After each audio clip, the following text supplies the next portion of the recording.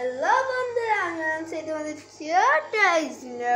তোমাদের সবাইকে ওয়েলকাম।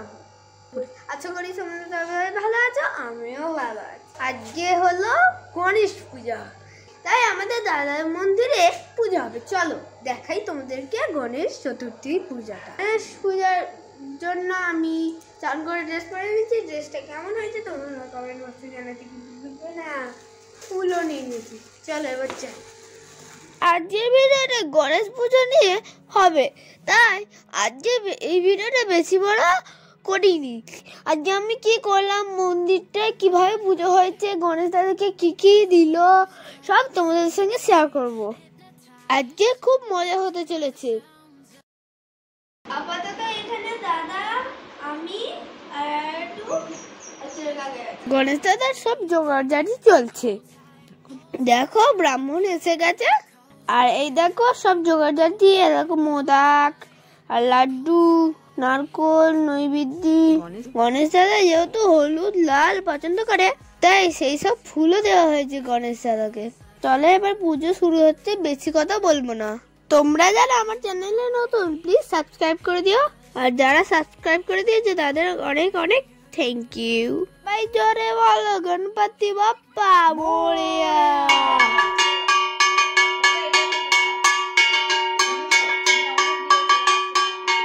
তো গাইস এবার পুজো স্টার্ট হয়ে গেছে। তোমাদের বাড়িতে কার কার গণেশ পূজা হয় আমাকে কমেন্ট বক্সে জানাবে।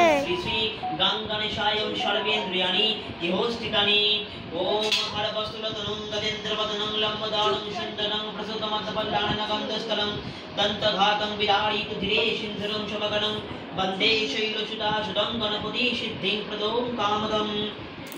ओम नमः नमः एतं पुष्पं गणेशाय नमः एतं छत्रपत्रं गणेशाय नमः एतं यज्ञोपवीतं गणेशाय नमः एतं नमः नमः श्री शक्त पूजं नमः गणेशाय नमः ओम गणेशं नमः। দেখতেই পাচ্ছ এখানে আমি সকলেই আছি, আমি মাম্মা, দাদা, জেঠিমা, মা, ওগো আর ব্রাহ্মণ ছাড়া এই পুজোটা অসম্পূর্ণ।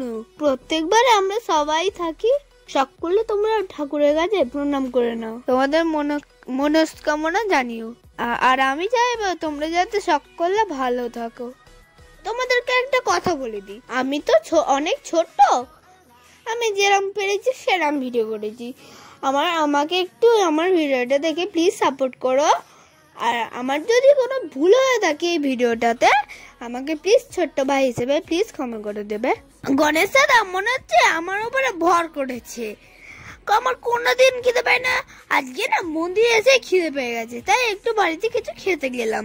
আমি এবার বাড়ি থেকে চলে আসার পর পুষ্পাঞ্জলি দেবো, কিন্তু পুষ্পাঞ্জলি দেওয়ার কারণে ফোনটা ধরতে পারলাম না।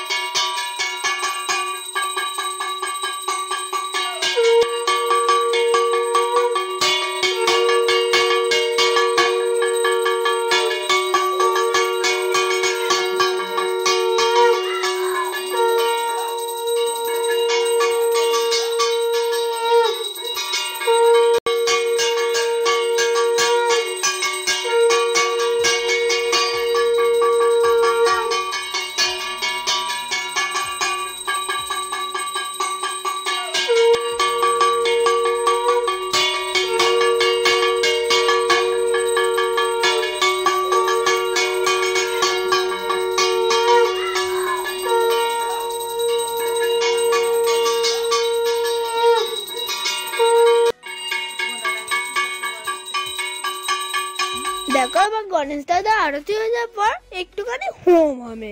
হোম করাটা খুবই ইম্পর্টেন্ট একটি বিষয়। হোম করার জন্য দাদা আর আমি আর একটু হোমের এখানে বসে পড়েছি। তোমরা যারা আমার ভিডিওটা ফেসবুক পেজ থেকে দেখছো, একটু ফলো করে দিও প্লিজ। আর আমি যেহেতু ছোট, আমাকে প্লিজ একটু সাপোর্ট করো। গণপতি বাপ্পা মোরিয়া, মঙ্গল মূর্তি মোরিয়া। আমার থেকে তোমরা কি কি ধরনের ভিডিও পেতে চাও সেটা প্লিজ কমেন্ট বক্সে জানিও। আমি কিন্তু রোজ মজা একটা করে রিলস ছাড়ি, তোমরা কিন্তু দেখতে ভুলো না।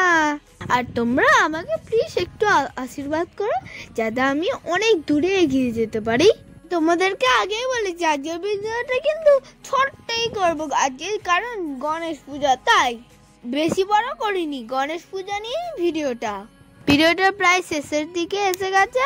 ভিডিওটা ভালো লাগলে একটা লাইক করো আর কাছের মানুষদের অবশ্যই শেয়ার করো। আমাকে আর দাদাকে কিরম লাগছে অবশ্যই জানাতে ভুলো না। ভিডিওটা আজকের মতো এখানে শেষ করছি, দেখা হচ্ছে নেক্সট ভিডিওতে। তার জন্য তোমরা ভালো থাকবে, সুস্থ থাকবে, টাটা বাই সি। আর সাবস্ক্রাইব করতে ভুলবে না।